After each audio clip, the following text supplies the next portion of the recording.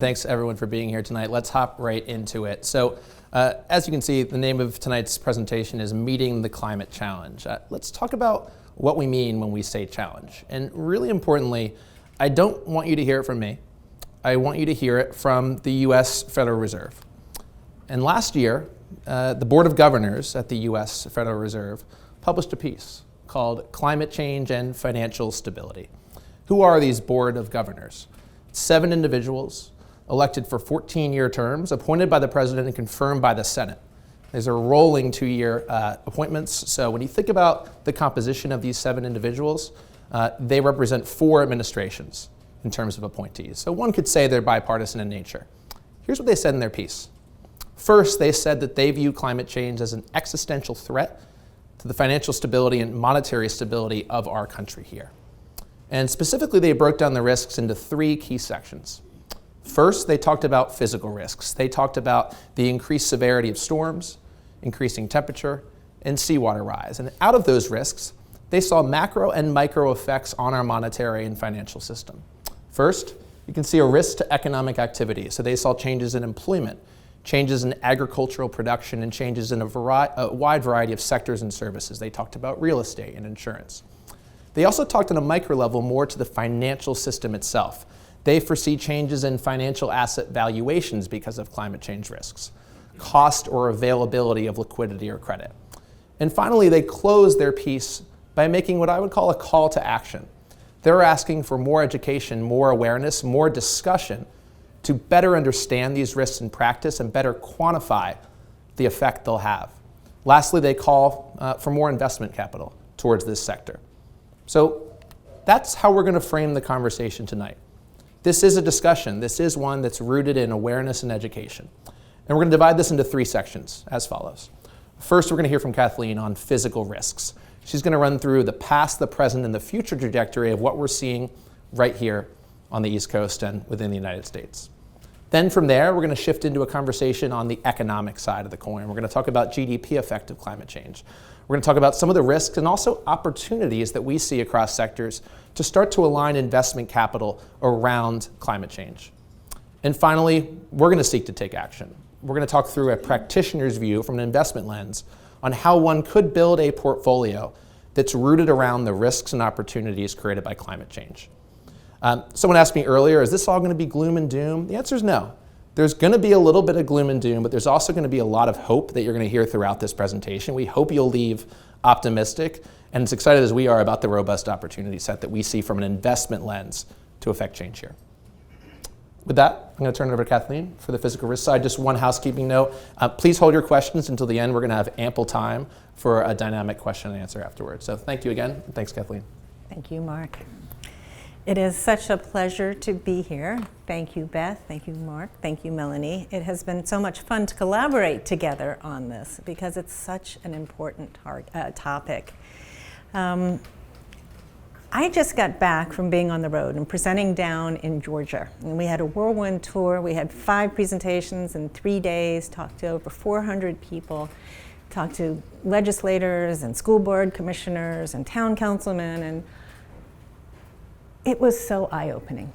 And it was rewarding, but it was a reminder of just how divisive this topic can be and how many different perspectives we can have on it. And when you think about it, climate change is a scientific principle, something akin to what, evolution or the Big Bang theory or even gravity. And yet is the thing that divides us more than so many of the hot button issues that so many people care about, right? Whether it's Blue Lives Matter, Black Lives Matter, whether it's immigration, whatever it is that emotionally is charged. This scientific principle divides us more. And it's hard to get over that divide. That's what Sea Change is trying to do, and that's why we're going around the country. But the area that we see that is most successful is the one we're going to talk about tonight. It is the economic reality that is coming for us, for our economy, and for our own investment, and the opportunities that are being developed as society turns and pivots to address this risk. So no, this is not about gloom and doom. What we're talking about tonight, to me, is really the silver shining future that's going to help us come together. So whenever we talk about climate change, we just want to lay the groundwork for what climate change is. And it's simply, thank you, it is simply the changes in our long-term weather patterns. How hot it is, how cold it is, how much rain or snow we get, even our wind currents and our water currents. And why is it changing? Well, it's changing because we're changing the chemistry of our atmosphere by putting up more greenhouse gases. And we're doing that through burning fossil fuels and through our land use practices. So let's drill down a little bit on the science to understand why putting up greenhouse gases is such a big deal. We're going back to 6th grade science class. When the solar radiance comes down, it passes through the atmosphere and strikes the Earth. Much of it is absorbed, but quite a lot of it ricochets back out into space. And when it does so, it is at a different wavelength. And this new wavelength is partially captured by a teeny tiny portion of our atmosphere, less than 1%, that is comprised of greenhouse gases: carbon dioxide, methane, nitrous oxide, and even water vapor. Without this teeny tiny portion of our atmosphere being comprised of greenhouse gases, we would have a frozen planet. So they play an outsized role in modulating our temperature. But when we add to them, it simply means that they capture more of that ricocheting energy, re-radiating it back down to the surface, warming us up further, and adding energy into our climate systems. Another way to think about this is the carbon cycle. Now, we all know that there is a balance of carbon between plants and animals, but we may not know that there's also a balance where nature stores carbon: in the oceans, in the atmosphere, and in the earth. And I'd like to call your attention to these two words, fossil fuels, because I think if we consider what they are, it will help us understand what's going on. So fossil fuels are little bits of plant and animal matter that fell to the earth millions of years ago, got silted over, and with time, heat, and pressure, got turned back into pools of elemental carbon, which we call coal, natural gas, and oil. And humans came along and said, wow, really rich in energy, really portable, really storable. I'm going to use it. I'm going to use it to heat my home, to run my transportation, to run our factories, and create these vibrant economies that have benefit all of us in this room.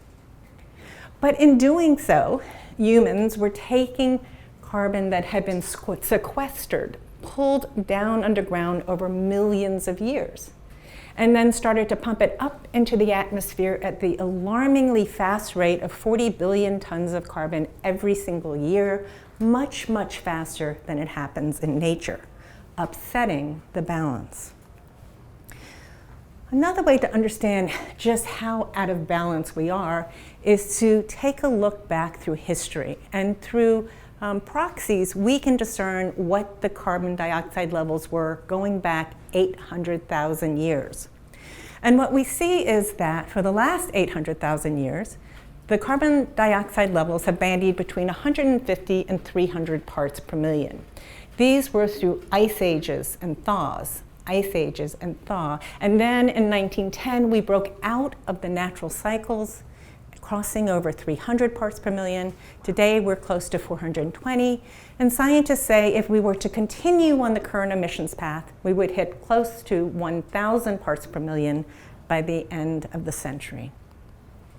And since we know when we add greenhouse gases into the atmosphere, it will lead to an increase in temperature, it's no surprise that temperatures have gone up about 1.1 degrees Celsius or 2 degrees Fahrenheit. Now, 2 degrees Fahrenheit doesn't sound like a big deal.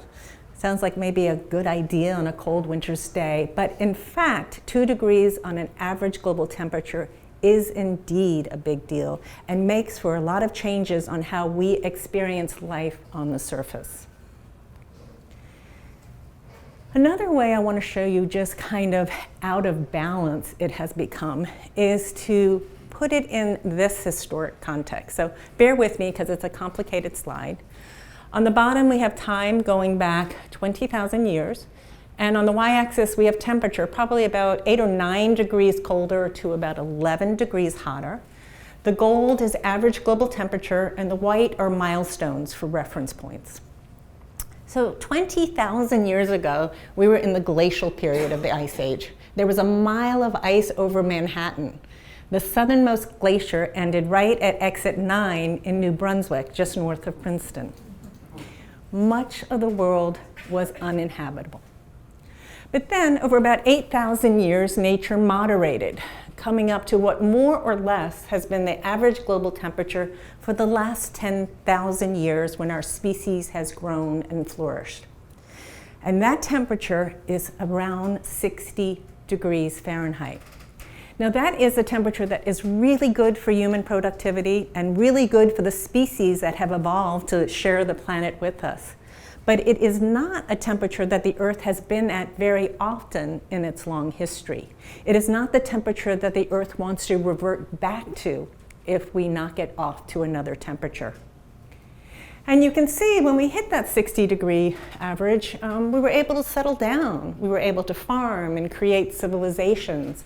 This little hillock, perhaps a degree hotter, was when the Vikings grew vegetables in icy Greenland.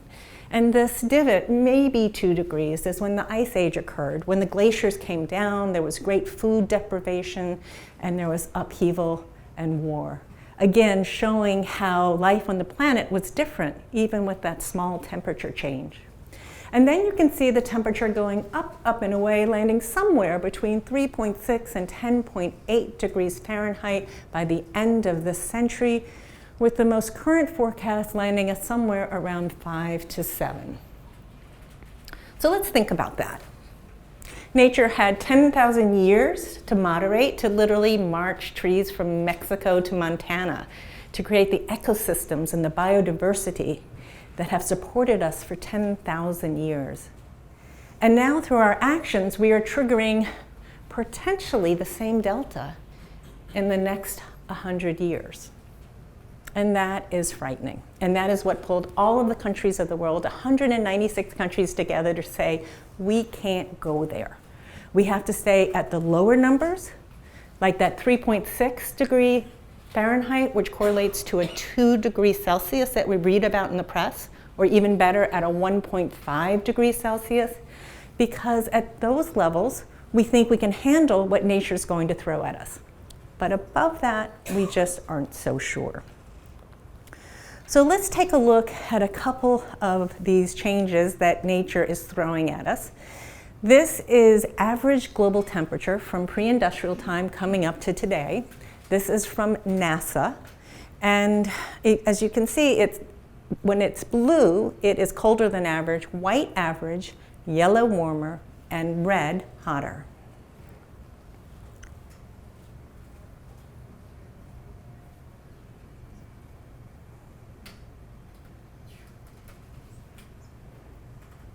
So as you can see, the red really comes crescendoing in at the end, and that's because we aren't just breaking records, we're really shattering them.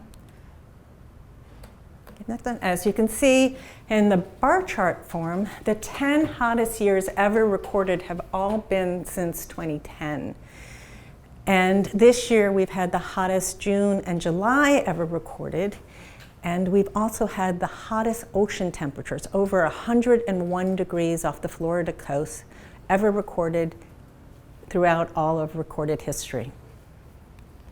So what does that mean going forward? Well, if we were to continue on our current emissions path, it means that our summers will be getting a lot hotter. Summers in the New Jersey area will feel like summers today down in Augusta, Georgia. And while that is concerning, it really is kind of mind-boggling when you look at some of the temperatures that are projected for some of our hottest cities today, like Phoenix, which has gone through such a difficult summer. If we are to continue on our current emissions path, it is projected that their summers will feel like cities currently in the Middle East and Saudi Arabia. And we all know that heat isn't the problem alone, right? It's heat and humidity together that is so deadly.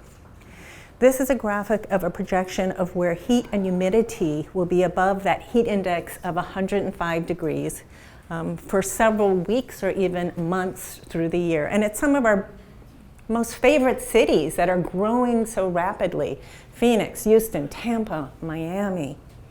So what do you think will happen to the jobs and economy in those areas if they are facing multiple weeks or months where it's dangerous to be outside? Right?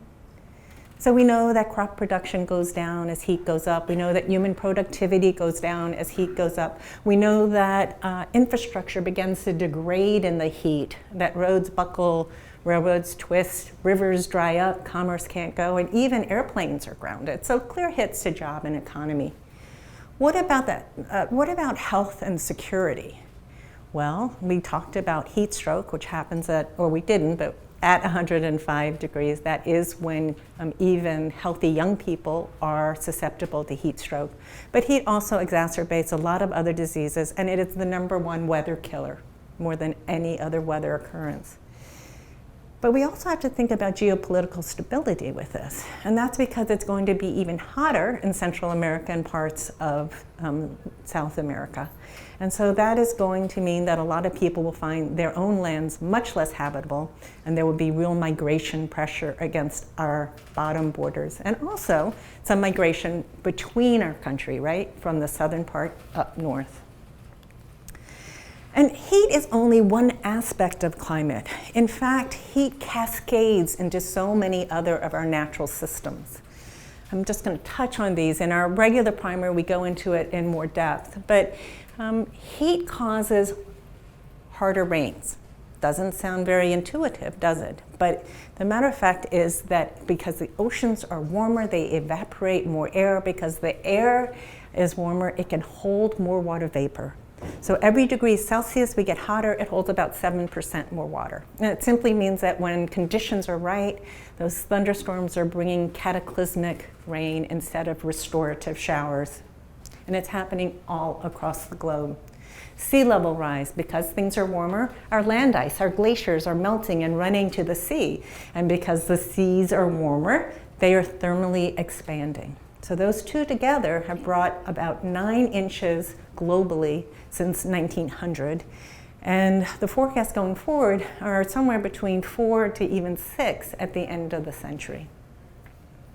Wildfire, obviously, as things dry out, when a spark hits, it's more likely to be an inferno. And in fact, our wildfire season is spreading throughout the year. I think we'll have to drop the season from that moniker.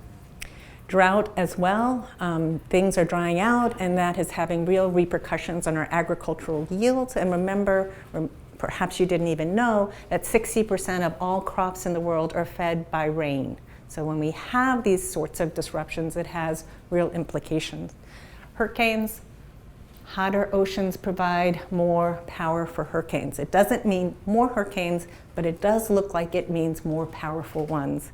And it also means they are forming further away from the equator and staying stronger, longer away from the equator, which has real ramifications for us up here in the Northeast. And then decreased ice and snow probably sounds like a good idea, but in fact leads to a decrease in our snowpacks. And we're dependent on those snowpacks to melt and provide the water we need in the summer for our cities, for our farms, and even for our fossil fuel production and hydropower. And just to drill down on New Jersey for a second, this kind of shows you what the projections for sea level rise could be right here in our own state, with the best guess that it's about 2.1 feet by mid-century and a little bit over 5 by end of century. And given how much of our economy is dependent on the shoreline, obviously this will have real repercussions. And New Jersey is ranked number 3 as far as real estate that is vulnerable. And remember, it's not just our real estate, it's also our infrastructure. It's our roads, our bridges, our airports, even our fiber optics that link our cities up and down the coastline are water resistant, but not waterproof, and they are laid along the coastline. It's not your imagination. Natural disasters are coming more frequently and they are more ferocious. This is a graphic from NOAA that shows how $1 billion natural disasters have grown. And it's important to note that we've always had natural disasters. Not everything is caused by climate change. But what they're saying is that climate change is loading the dice and stacking the deck, making them more likely and again more damaging when they happen. And we're not helping ourselves that we are moving into really kind of vulnerable places and building very big houses and expensive communities. So we're putting a bigger bullseye on our backs.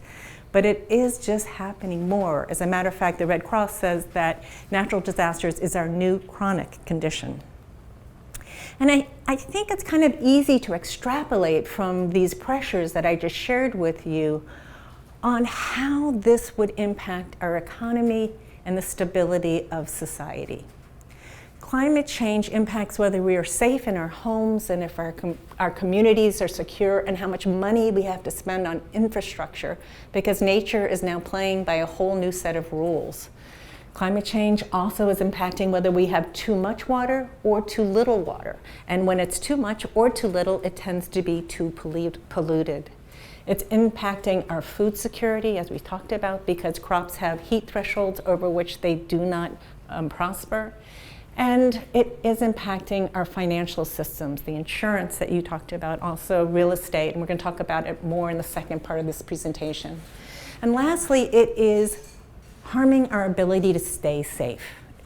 It is increasing the activity of fleas and ticks and mosquitoes so that they are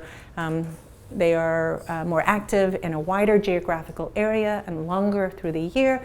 And they are bringing in new diseases like Zika and West Nile, but also expected to bring back old diseases like malaria to parts of our southern shores. So real changes coming, real pressures.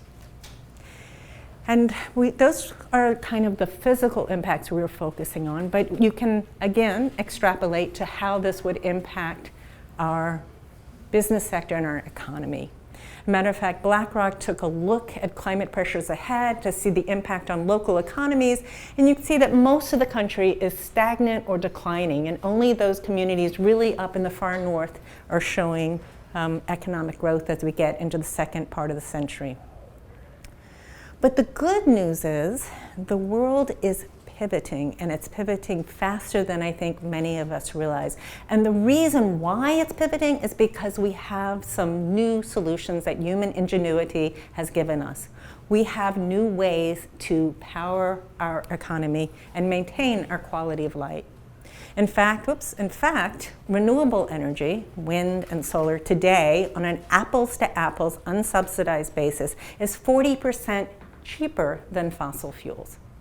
And that kind of is a game changer, especially because the Department of Energy projects that these new types of energy could be half again as cheap by the end of this decade.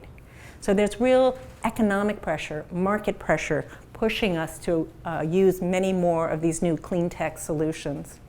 And importantly, it means that all of the major emitters, China, which is number 1, the US number 2, and India number 3, in each of them, renewable offers a real cost advantage versus fossil fuels.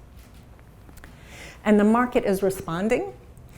This graphic shows all new built and projected power energy coming online in the United States this year, and 86% of it is going to be fossil free.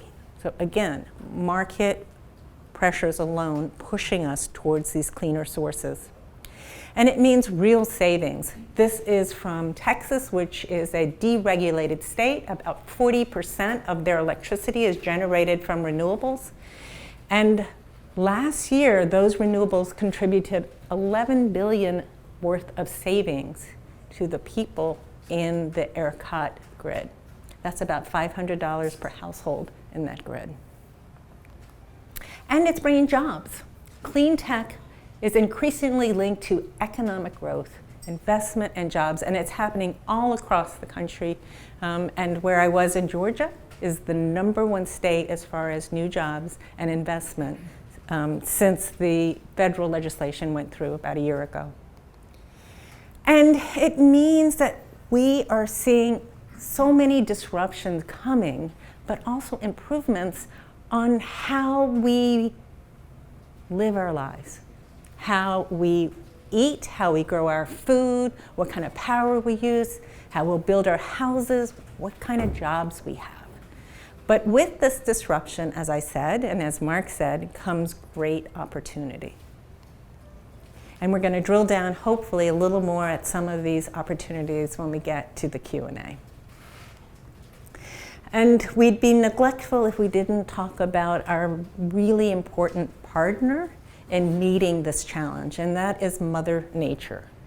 Scientists say if we protect our open places, our wetlands, our peatlands, our forest, and we also do more sustainable agriculture, that we could absorb almost 30% of the excess carbon in the air. But currently we're in a race, and right now we are losing that race. We are still on this red line, again going up probably between 5 and 7 on our current emissions path. At 7 degrees colder, we were in a glacial period of the Ice Age, right? What do we think 7 degrees hotter could mean for our kids and our grandkids? We don't want to find out. And luckily, countries have pledged to bring down their emissions, and that would bring us close to the brown line. And if you add all the net zero pledges that companies and cities and states have done, that brings us down to the orange line. So that if we hold their feet to the fire and they actually deliver what they promised, and we keep pushing on the innovation, we can get to the green line. But it means we all have to come together. We have to come together as investors, we have to come together as policymakers, as consumers, as employers. It's all hands on deck. And if we do come together, if we do make these cuts, the future will be a very different place. This gives you a look at what kind of temperature increases are projected for each generation if we continue on our current emissions path. And for the newest generation, Gen Alpha, have you guys heard of that one before? Me either. Gen Alpha, from 2013, born after 2013, is projected to have almost 7 degrees of heat by the end of this century. But if we make the cuts, only 2. So again, the future really is in our hands. So with that, I will hand it over to Mark.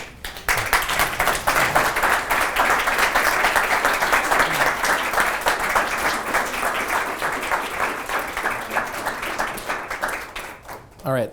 Thank you. Terrific. So I think we're making some progress here. I think we've covered the physical risk quite well, and we've started to cover the economic risks that we heard at the beginning.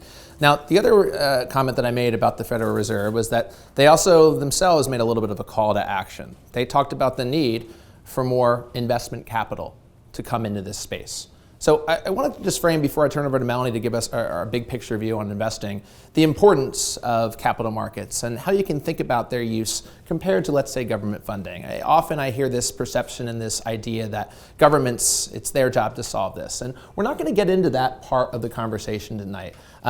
Certainly governments have an important role to play here in this, and there's no question on that.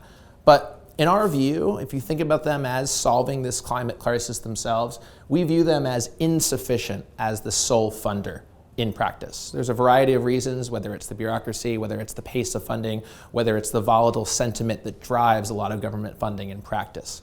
We as investors put more credence in the capital markets. What I'll say about the capital markets is that if you were to look at this space 15, 20 years ago from a capital markets perspective, it would have been a lot more challenging to make investments in practice. As investors, we're looking for products that are better, cheaper, stronger technology, and have a real chance to take the place of the traditional alternative. What I'll say is that today we see an enormously robust investment case on both public and private markets across sectors to identify companies that have a stronger solution from a cost perspective, from a technological perspective, that can replace the traditional carbon-emitting alternative. You're going to hear a little bit about that in depth from Melanie. You're also going to hear about some of the other barriers that have really fallen down the last few years that create such a robust investment lens today. So with that, I'm going to turn over to Melanie. She's going to provide a big picture view around how investors come at this space from a macro perspective, and then I'm going to come back around to talk a little bit more about some of the trends in practice. So Melanie, over to you. Thank you. Thank you. Hi, everyone. So now stepping exactly in the shoes of an investor, how would an investor view climate change? And on one end, climate change is a massive risk. We already know that as we see, or as the economy operates today, there are tectonic shifts at play that's rapidly disrupting business as usual. Yet on the other hand, we see an opportunity for companies to truly capitalize on this transition, whether it be, for example, tapping into new business lines and thus new lines of revenue, or increasing efficiencies and thus boosting margins. So in the whole, investors see this both as a massive risk to mitigate, but also a massive opportunity to potentially capitalize and tap into. And that's what we define really as climate-aware investors, and that's really our broad philosophy on the space itself. And Kathleen touched on this a little bit, but we'd like to go a little bit beyond just energy. The opportunity set truly is across asset classes and across sectors.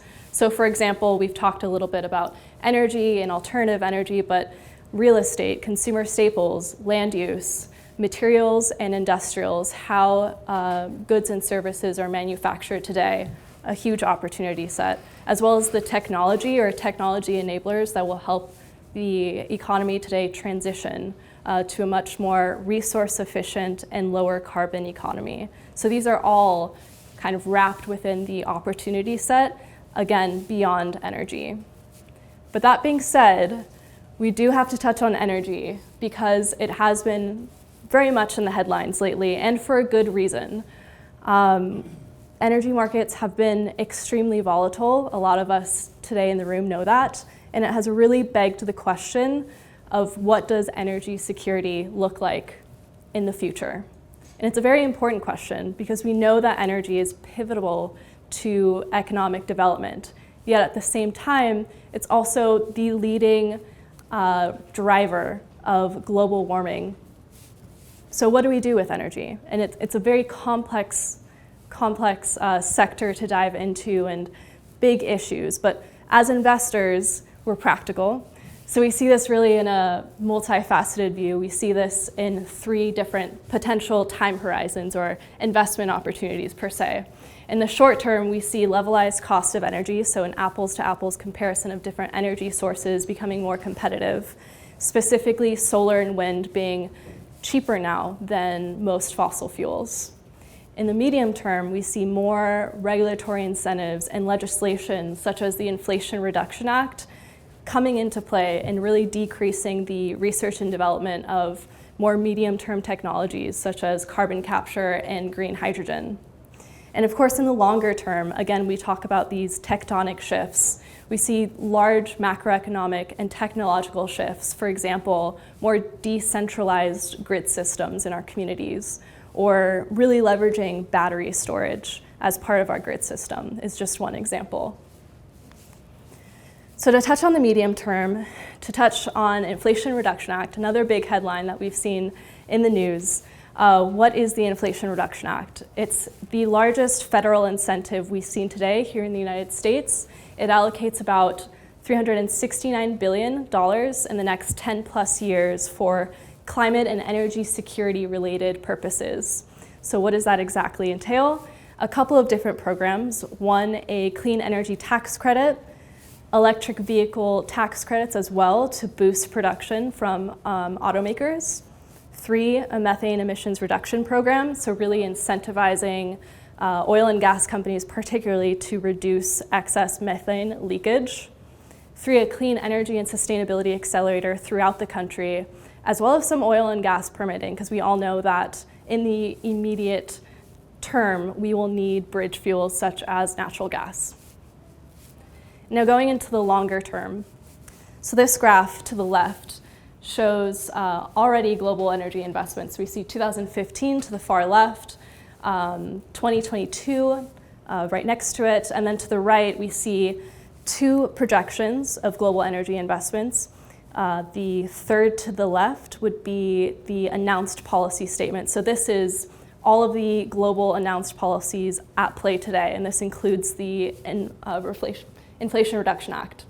And then to the far right is net zero scenario. So as Kathleen mentioned, if all countries, cities, companies who have pledged net zero go through with their commitments. So this really projects kind of the demand of low carbon power, low carbon fuels, energy efficiency, EVs, battery storage, against that gray line, which is fossil fuel investments. So two things to note.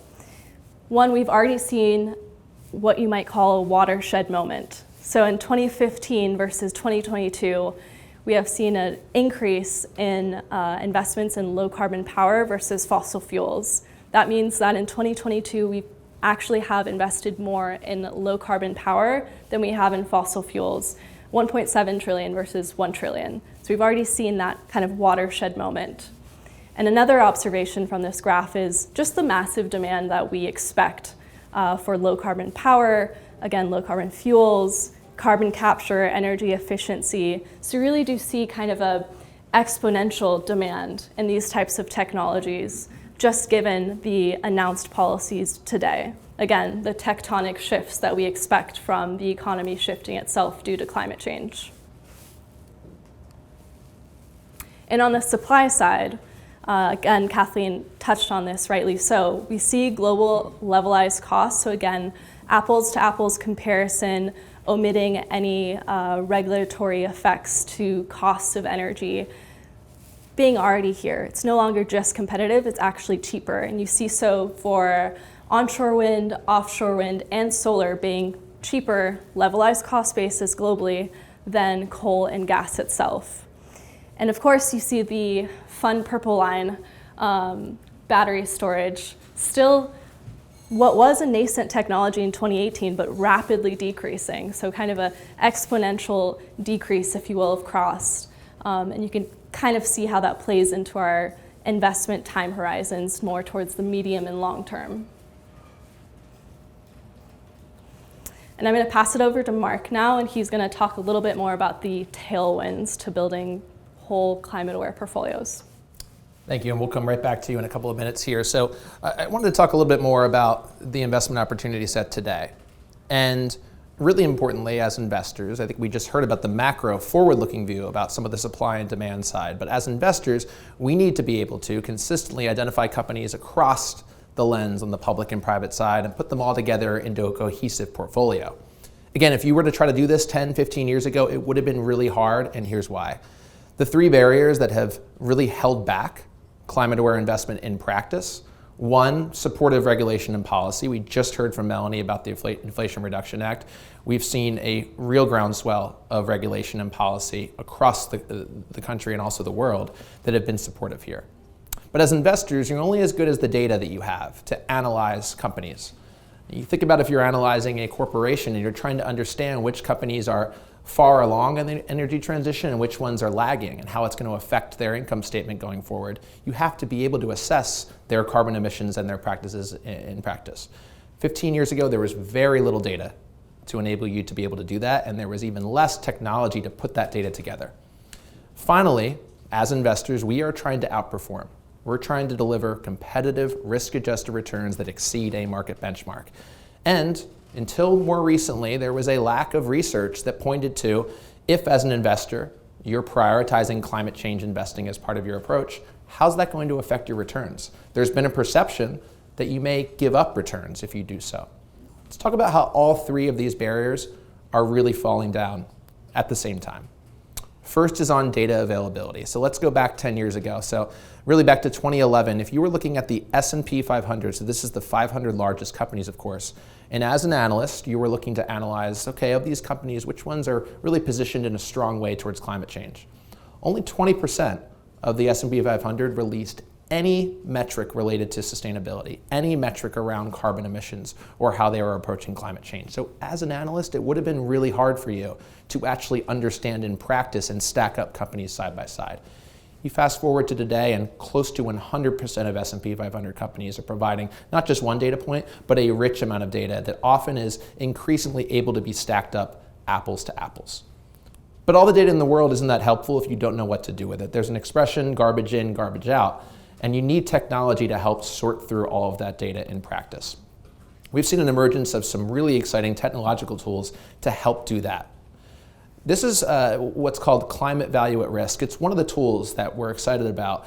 What this tool does is it looks at a lot of the transition risks, the physical risks you heard about from Kathleen, some of the economic risks you just heard about from Melanie, as well as individual company data. It meshes all of those together. It runs different scenarios of temperature rise, and it looks to put a cost on your portfolio. It says if you keep your portfolio invested as it is today, here is the potential risk that you may have from areas like stranded assets in the ground. Here's the potential growth opportunity. Of course, this is just one projection, but my point here is that there are increasing amount of tools that enable you to combine this data into a cohesive way that's linked to return. Another way to think about this is physical risk. So what we're showing here is a tool that maps a company's physical footprint across the world. Let's take Amazon, for example. They have warehouses all over the world. They have a global supply chain. And what this tool does is for any individual company, it maps that company's physical footprint and their global supply chain, and it looks where may they be more affected from increased seawater rise or increased droughts. If fresh water is a key input to your process, how could increased droughts affect your ability as a business to continue to deliver your product? So this is just one example, again, of how investors increasingly are pulling all of that data into new tools like this to help them make better assessments. The last barrier I spoke about was returns. Really important as investors, of course, to be doing this because of a belief and a view that we can outperform the market over time. That's really the only way that we believe those trillions in dollars in private and public capital markets will together coalesce around this space. So what you're seeing here is what's called a meta-study. It's a study of studies. This looked at over 1,000 studies through 2020 that assessed the effect on your investment portfolio of tilting towards companies that were strong on environmental metrics around the climate transition and tilting away from those companies that were weak. And really importantly, 57% of those studies said that doing so actually showed a positive effect on your return versus not doing so. Another 37%, it was basically a wash. It's somewhat neutral. And really importantly, only 6% of the time was there a negative effect. Again, this is more than 1,000 studies. This was really important for the industry, particularly some large institutional investors that saw this data, and for them, they thought about fiduciary duty, and this pointed to them that actually, as part of their fiduciary duty, they should be considering climate change risks and opportunities in a more pronounced way. And there's been a mounting amount of this research that's been out there. So when you think about these three barriers all falling down at once, regulation, an increased amount of data, technology to put it together, and research that points to this being accretive to returns, that's why we're so excited about the power of capital to come together to make a difference here. Let's talk about the last part of the presentation, which is a practitioner's approach to actually building this into a portfolio. For us, there's three key steps. First, creating a tailored investment policy that takes into account these climate change risks and opportunities. Two, building a diversified portfolio across asset classes. And three, how do you measure results from a climate perspective? First is on a tailored investment policy. And really importantly here, what you're seeing on the left-hand side is probably very familiar to most of you in this room. These are some of the key characteristics that you would build in any investment policy. You're looking at your understated mission, your objectives from a financial perspective, what time horizon you'd like to achieve those results in, distribution needs on an annual basis, and your own fiduciary responsibility. But very importantly, alongside those considerations are how you're thinking about climate. How do we want to use active ownership to affect change in your underlying companies? Are there certain decarbonization levels that you want to target as a client in this space, right? Do you want to get towards a 0% emissions profile? Do you want to target one of those degree temperature rises we heard from Kathleen? And time horizon. Over what time do you want to achieve those goals? So really importantly, you're not looking to achieve these climate goals at the expense of what's on the left-hand side here. You're looking to achieve them in a cohesive way that complements each other. That's the big difference. With that, I'm going to turn it back over to Melanie. She's going to finish us out by talking about how we think about asset classes, individual companies, and measuring results. Thank you. So going about, again, how climate change investing or climate aware investors, the opportunity set is beyond the energy sector, or beyond stereotypical renewable energy infrastructure projects, but really across asset classes. We're going to touch on a couple of examples through public equities, private equity, and fixed income. So first, public equities, we're going to dive into both the energy sector, of course, but another sector just to prove and kind of talk through how an investor would integrate some of these climate-related metrics. So energy sector, profile of a given company, or some of these names that we all might recognize, either equipment and services or traditional integrated oil and gas. So some indicators that an analyst might be interested in diving deeper into are its carbon emissions, its management practices relative to its peer group on waste and hazardous materials, as well as governance practices and controversies. And to really dig into those indicators, look under the hood, some data sources that we can tap into might be publicly related disclosures, of course, but maybe also emissions and carbon pricing forecasts that analysts can conduct, or environmental management ratings that we can create, or even legal filings and media coverage. So really looking beyond publicly available disclosures to fill in the gaps for these indicators. And why would we look for these indicators or the data sources is really, again, to identify, mitigate the risks, which in this case would be increasing liability from legal and reputational risks, as well as stranded asset risks, particularly for integrated oil and gas companies, and also capitalize on some of these opportunities that we see. And we know that energy companies are pivotal going forward. They are pivotal to economic development and growth. So looking for an opportunity to invest in companies with smoother revenue growth from robust capital expenditures, again, fit for the energy transition. So going beyond energy, and now another example, consumer staples sector. So that might include a food and beverage company. Some indicators we might look there is, again, waste and water management, but also governance practices and controversies. Some data sources to look under the hood, disclosures, environmental management ratings, satellite imagery from drought risk or company operations, which Mark touched upon. And all is to say some risks to mitigate from a food and beverage or consumer staples company would be, of course, global supply chain disruptions that we see on headlines today all the time, and increased liability from legal and reputational risks again, and opportunities, efficiency improvements, and diversified supply chains as well. So public equities, and now going beyond public equities to fixed income and private equity. So for fixed income, we can really achieve targeted investment opportunities and impact from municipal bonds. Municipal bonds really offer very targeted, for example, renewable infrastructure projects to invest in, or wastewater treatment projects in a specific community, or green buildings. For labeled corporate bonds, this is an opportunity to directly invest in specific projects in a corporation, such as green buildings, reducing emissions from a given operation, or increasing efficiencies in recycling, for example. Onto the private equity side. This is where the most exciting opportunities are to really tap into those longer-term trends and climate technology. And this can range anywhere from food and land, yes, energy, industry, as well as transportation and carbon as an asset, carbon markets, or carbon capture. So again, a lot longer term in nature.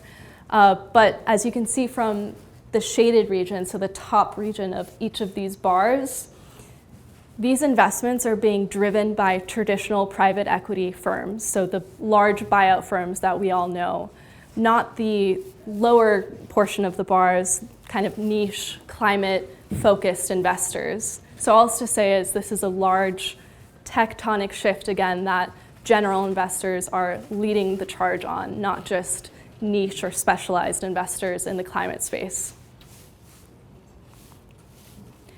And putting it all together, going back especially to how to really present this in a holistic portfolio and achieve kind of both those dual goals of an investment policy statement, being able to collect aggregate and report out on climate metrics alongside financial metrics is also key to knowing that we have the data available to do this on a monthly, quarterly, annual basis, again, alongside financial metrics. So some examples would be fossil fuel reserves of a portfolio, or the percentage of energy efficiency relative to the benchmark, or especially high impact fossil fuel reserves as well. So these are all metrics that are readily available and able to report out on and track its progress through time alongside financial performance. And that's very key when building a climate aware portfolio, that we are able to do so with technology that we have today. And with that, we'll wrap it up again and pass it over to Mark. All right, thank you very much.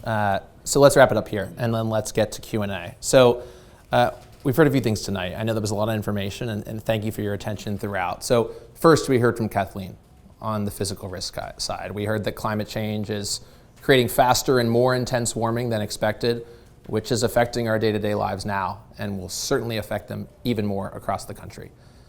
Then we heard from Melanie about some of the financial risks and opportunities, as well as Kathleen from an economic perspective, presenting really a new investment opportunity that didn't exist 10 to 15 years ago in the way, to the level of robustness that it does at present. And we finished by taking action in one form by talking through a case study, talking about how new data, new technology, new research around financial materiality enables us as investors to build diversified portfolios that in practice can really affect change here. Again, I started by talking about the Federal Reserve, about their call to action. I hope today started to accomplish some of what they called for: more education, more discussion, and hopefully more capital that is allocated around this space. So thanks for listening. I'm going to turn over to Beth for a few closing comments before we get to Q&A. Sure. All right.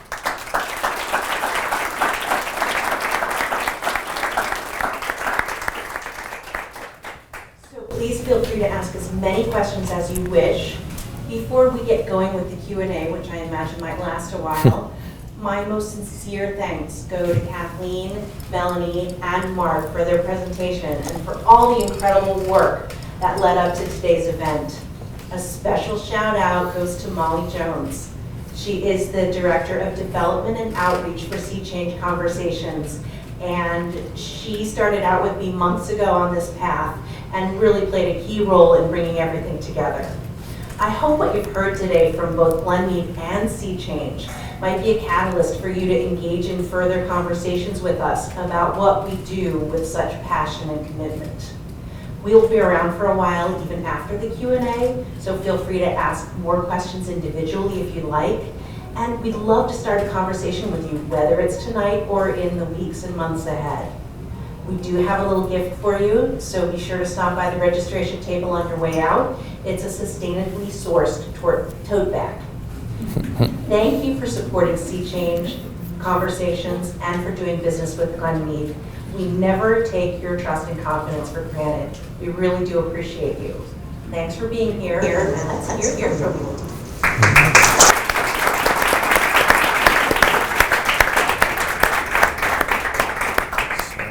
If there's another mic that goes around, we could probably take this one.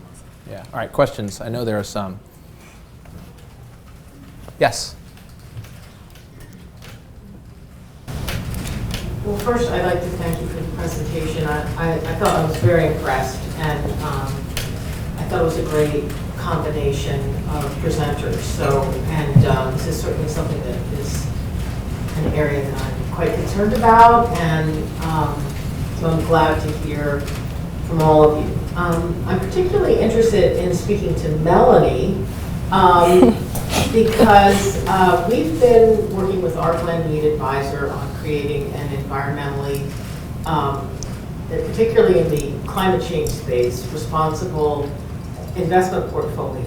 And I'm interested to understand how, at the end of your presentation, you talking about how we can get a report back out on our actual portfolio's performance over a period of time, not only on its return on investment, but also on whether or not we're actually meeting the other goals that we have identified with our investment advisor. to meet our value, I would say our value investing. And is that a tool that's available to us now?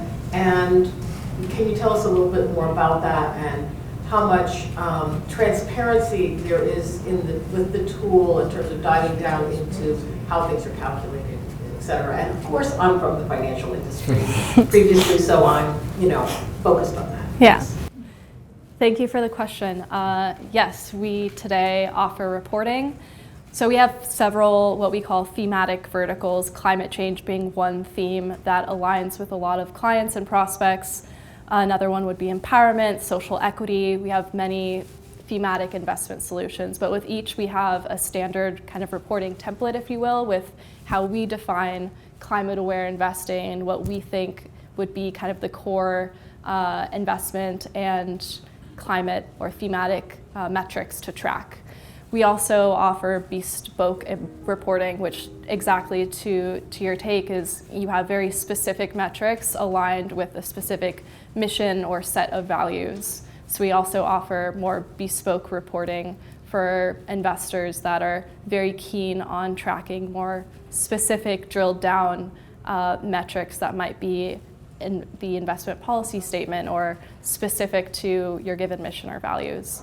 And on the transparency side, we're very transparent on the data providers or public sources that we use to derive all of our data metrics, and that's something that is disclosed on all of our reports, but also something we're always keen to talk about with clients as well.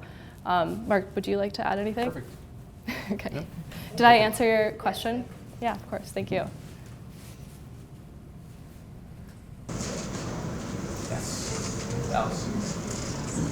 Thanks. This is for maybe anyone who wants to take it. There's been a fair amount of political noise around ESG investing. Do you actually see, what do we see happening there in reality? So there's the political noise, and then there's what's actually happening in the investment world when it comes to ESG, investing and money flows. We spent a lot of time on this. It's really interesting what you're seeing in the headlines versus what you're seeing in reality, to your point. So I'll say a couple of comments. There's been a lot of noise around some of state legislatures proposing and implementing, in some cases, about 20 states in total now, anti-ESG policies that prevent state pools of capital to be able to implement ES or G related factors into their investment process. That exists. There's about 20 states that have had this. What's interesting is within those 20 states, there's been several states now, the actual investors that are the ones running those pension plans in practice, or those large pools of capital, have actually hit back against these. And they've said, look, we are fiduciaries, and actually as fiduciaries, we have research that says we need to be able to include some of this information into our investment process. So you've seen a number of lawsuits that are going on right now. Kentucky is a state that has pushed back here. Indiana is another state that has pushed back here. So you're starting to see a little bit of that in practice where some of these investment boards have refused to follow along with these bans in the nature of it. I'll take another tact with this as well, though, which is I think some of the scrutiny that ESG is facing is deserved. I think this is a space that really took off really, really quickly. There were a lot of asset managers and a lot of investors that all of a sudden were touting all of the great things they were doing on ESG, and there was a phrase called greenwashing out there, right? Saying something is green or ESG when it's really not. I think there was also misunderstanding in the marketplace that by incorporating ESG related information, you're saving the world.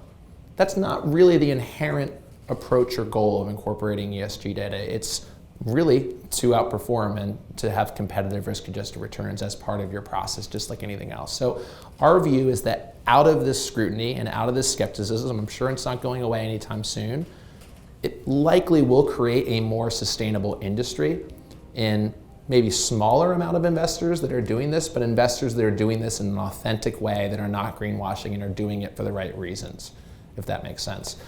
But in no way would I say this will go away over the next, let's say, 14 to 15 months, right? Certainly this will be a set of talking points from the election, but long term, I think there's a greater understanding that needs to take place in this industry. Thanks for the question. Yes. Oh, I'm sorry, back here. So I think you may have just touched on a little bit of what I was going to ask, but maybe the question is a little bit more for Kathleen at this point, and I don't mean to start any fights here, but I'm a bit cynical, and if I said to someone, hey, I'm investing kind of in the green space, and I said, and that includes Keurig and Shell, they might look at me and go, well, you know, is that really green? And so kind of to Kathleen, as you talked about all the things that that you are talking about, which I love, would you look at that list that you saw up there about, you know, the companies that are kind of part of this whole kind of climate, maybe the green side of investment? Would you look at those and say, yeah, that jives with what we're trying to kind of tell everyone about? Or would you say there's maybe, and again, not trying to start a fight, but I'm curious whether there's. I need to see the list again before I go on record, but I guess what I would say is that we are at a time of transition, and we cannot leap from A to Z. We have to go from A to D to H, and we're not going to get there if we don't have the biggest players helping and participating. So, and what I mean, my understanding, you guys are definitely the experts here, is that even though there's this pushback, companies are continuing to feel the pressure because their employees care and their other stakeholders care, and there's so much international pressure. So the answer is yes, from my perspective, because it's not getting us all the way, but it is moving us in the right direction. And the answer on the ESG is, I think it's a political hot potato, but it's kind of like the whole issue on climate change. Like those climate change words create negativity within people, but underneath it, states are moving and doing smart things, and companies are moving on climate without necessarily shouting it to the world. So it's almost a question that it's made people duck and cover a little bit, but it hasn't set them off their path. And I would say that's true as well in the investment arena, as well as just in general in climate change. So, did I answer? Yeah, no. Okay. One other comment on that, you said ducking and covering. I had said greenwashing before. Now we're seeing green hushing. A lot of companies that are doing a lot but not talking about it. So that's fine, right? The action's there. Yes. So I'm kind of building upon the discussion a little bit, but so when you're talking about ESG, I'll just go on the record to say I'm in favor of ESG, but at the same time, I worry that the ESG itself has been corrupted a little bit. So I wanted your opinion about how current ESG ratings are more about single materiality and from an outside-in perspective versus, say, a double materiality perspective of the company's performance and how that's been dropped out of traditional ESG. Yes, and really importantly, I'll define this, right? So what he's referring to on single materiality, a lot of ESG rating services, they are looking at the effect of the environment on an underlying company. That's the materiality of environment, like physical risks on the company, and they're rating a company as strong if the company is designed in a way to weather those risks created by the environment, or if the company is one that they don't think will be affected by climate change, then it still could get a high rating. So that's one lens of materiality. Double materiality is the reverse. It's a company's effect on the environment, on the world. And look, I think you use the word corrupted. I think it's a matter of making sure as an investor, when you're choosing a rating service, that you're doing two things. One, that you're really making sure and you are articulating the reason why you're choosing the rating service you are and how it helps as an input to what you do, but not the end all. I think where a lot of investors have really struggled and gotten into trouble on this, and a lot of the headlines are where they're just simply taking an ESG rating as the sole input to make a decision. And they're saying, we're going to lean into all companies that are rated strong on XYZ's ESG score, and we're going to divest from those that aren't. And that actually was never the intention, at least on the rating services that we subscribe to as part of our inputs. The intention was just a mosaic of investment information, just like you look at any company, and using the ESG rating as one single input in terms of how it helps you achieve your goal. Look, I'll say on the single materiality side, this idea of how the environment affects an underlying company's individual balance sheet, that's a reasonable approach. If as an investor, you're saying your goal is solely competitive risk-adjusted returns and you don't have any moral obligation, let's say, towards the world. That's a fine approach. And again, that's what I mean by choosing a rating service, even one that's single materiality, but defining why you choose it and using it only as an input. That's the general take on it. You've seen other investors that take the reverse, where they say our stated goal is to make sure that we are also improving the world. And as such, then you should choose one of the providers that has the double materiality. Does that make sense? It's all about the selection criteria. And I would say there was a general, I think laziness is a fair word, that a lot of investment firms, they heard all of a sudden about this buzzword and they were told, oh, we got to do this ESG thing and all the next gen, they all want it. All right, let's figure it out. And they bought a rating service and they applied it and they said, here's our approach. And that's where you're seeing the industry fall out right now. And that's what I meant by I said, I think we're going to come out of this with a stronger set of high quality investors that are doing this in a more authentic way. Yes, you're next. I have two comments. One on ESG. I'm in biotech industry, so I'm on the board of a couple of companies in biotech. The rating agencies are having a major influence on how, even the biotech world, how we have to follow ESG rules or plans. So I think something in the books that says that we're for ESG. So there's a pressure in that regard. So as a company, not as an investor, as a company, we are required to follow some of this, especially I'm on board of a company in California. And there, the state even requires ESG performance, something. So that's one thing. So there's a pressure of the companies to say we have, whether it's whitewashing or greenwashing or greenwashing, it's still required for you to get a rating. My main question is about cryptocurrency. From what I read, I've tried to understand cryptocurrency over the past few years. I still don't understand it. But what I've read is that the amount of energy that's required to actually produce the coins is a lot. So the question is whether or not, as an investor, you can say you are doing green investing if you invest in cryptocurrency. I should start by noting we do not recommend cryptocurrency at Glenmede as a standard investment case, but you asked a really important question. So there's actually kind of a nuanced view on cryptocurrency, and I get asked a lot, is cryptocurrency a good ESG investment or a bad ESG investment? So from an environmental standpoint, I think we've probably all seen some of this data, right, from a headline perspective, that the mining of Bitcoins at one point was a larger energy usage than many entire countries, right? So certainly it's very, very energy intensive.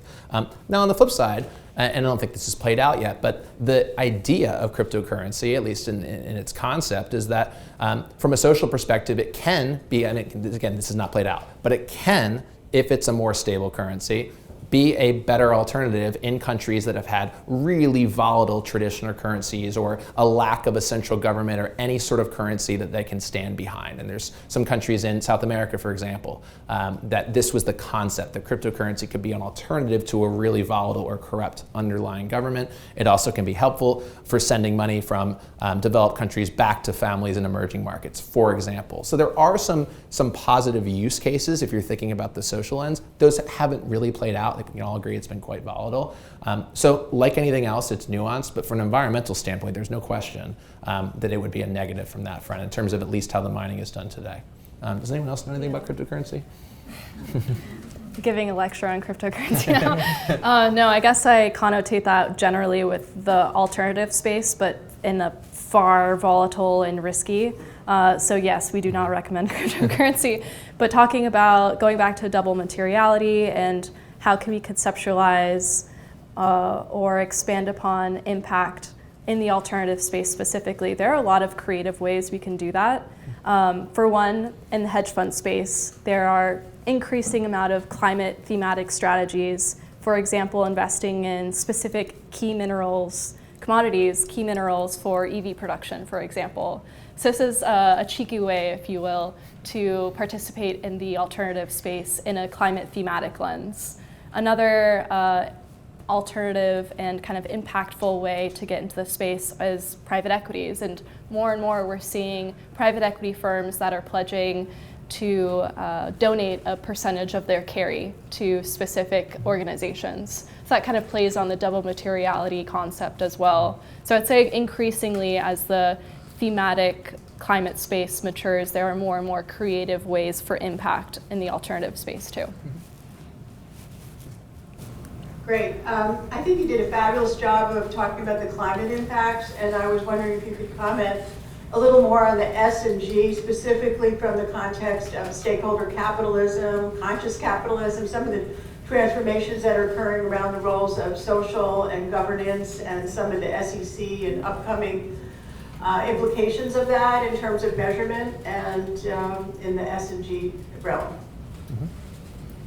Yeah, I could touch on it and pass it over to Mark. But we all know that the SEC will be coming out with climate-related disclosures for public companies, and we are in general favor of that because that just increases transparency. We have more accurate disclosures that we can track on an annual basis, and by and far, we can then get more apples-to-apples emissions data, for example.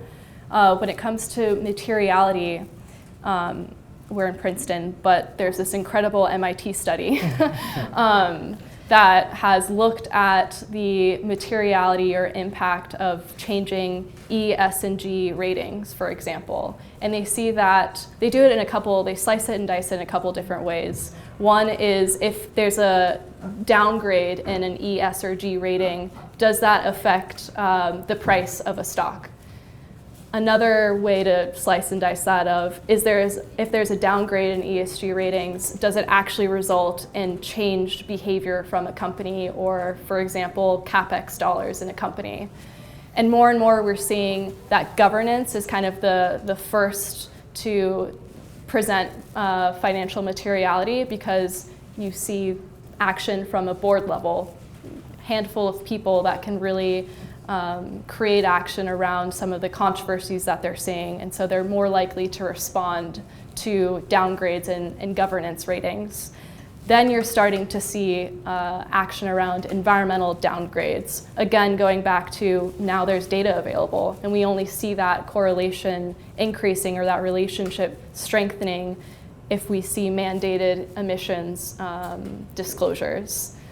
And then lastly is social disclosures. There's very little regulation and very little standardization, so unfortunately we don't see a very clear connection just yet on a downgrade in social ratings and then accordingly corporate action. So we're still waiting to see how that develops. Obviously, especially with investors who want to have that dual mandate, that still can be a focus to portfolios, but as far as financial materiality and the stock price rating today in public equities, that's still a relationship that's not as solid as governance and environmental ratings. But again, that's why as investors, we continually push for transparent disclosures and mandated disclosures to really level set the data space throughout companies. I might add one thing. I think on the S side, it reminds me of where we were a few years ago on the E side, in terms of the lack of data and the lack of technology to be able to put it all together. But we're starting to see some really interesting trends here, and it's starting to shift. And really importantly, I get asked a lot, well, what is the S in ESG? Is this just DE&I? DEI, really important part of it. Absolutely. Certainly we're going to see some SEC potential movement on that, just to understand from a data perspective how diverse an underlying company is, what sort of inclusive policies they have. And there's some good research on that on financial materiality. But really importantly, what else is the S? Data privacy and cybersecurity. Hugely important. You think about Meta and the problems they had, largely around data privacy and cybersecurity. And that increasingly is a big focus of investors to really in much more detail understand how companies are protecting users' data.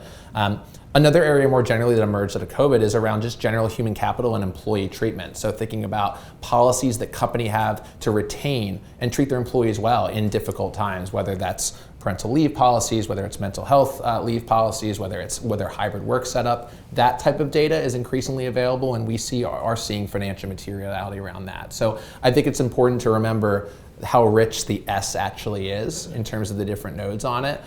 This isn't just about one of those things, it's all of them together as an investor. Yes? Getting back to the environmental impact, being in Princeton, New Jersey, the US, how about the whole rest of the world?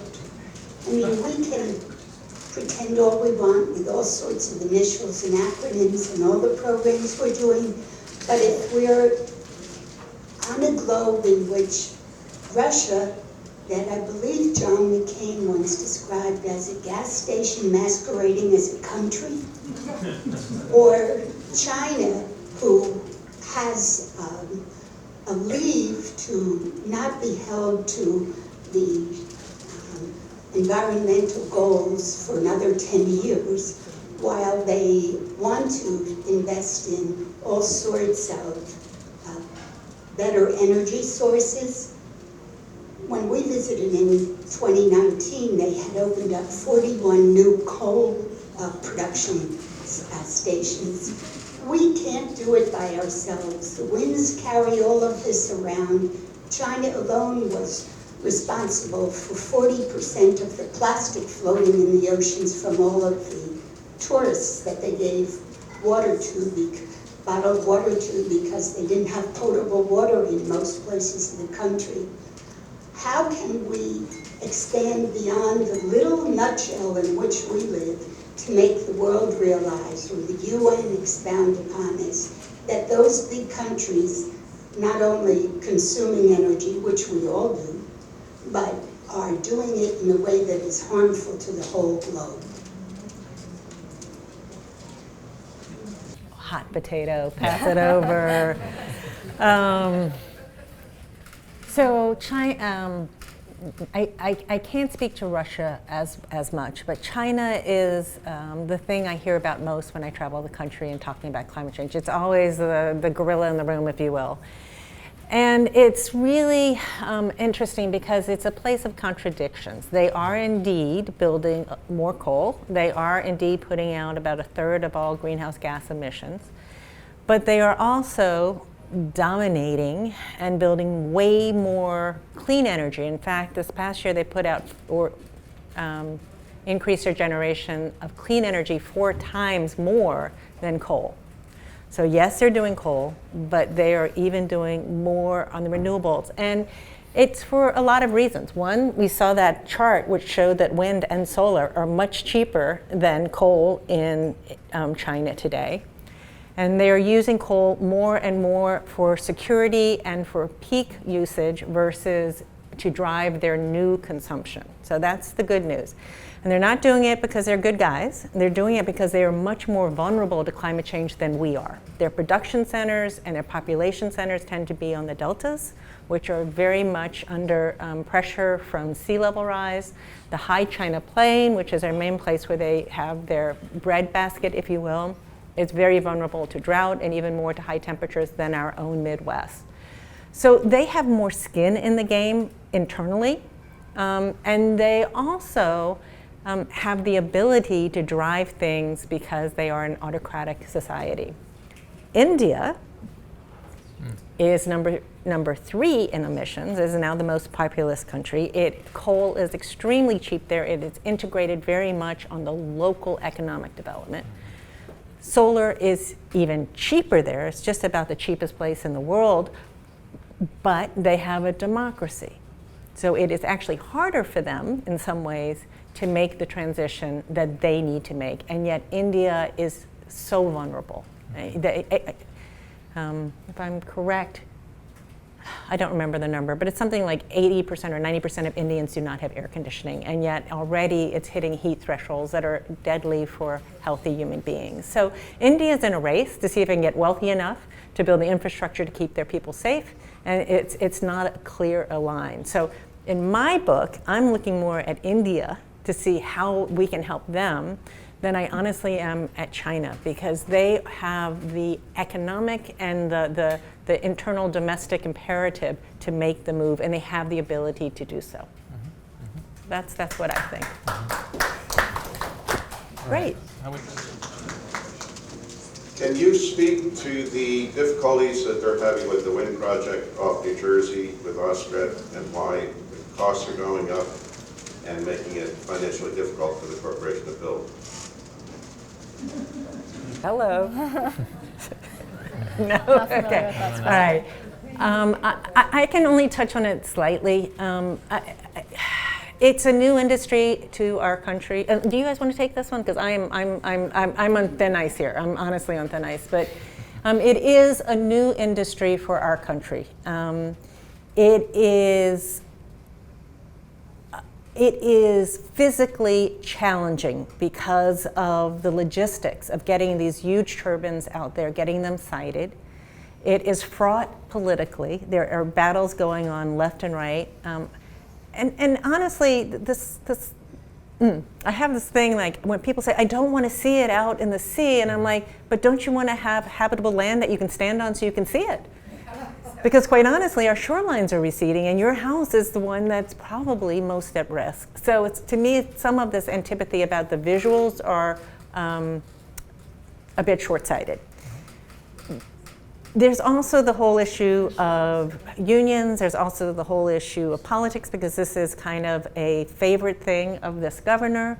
And it is a new nascent industry here.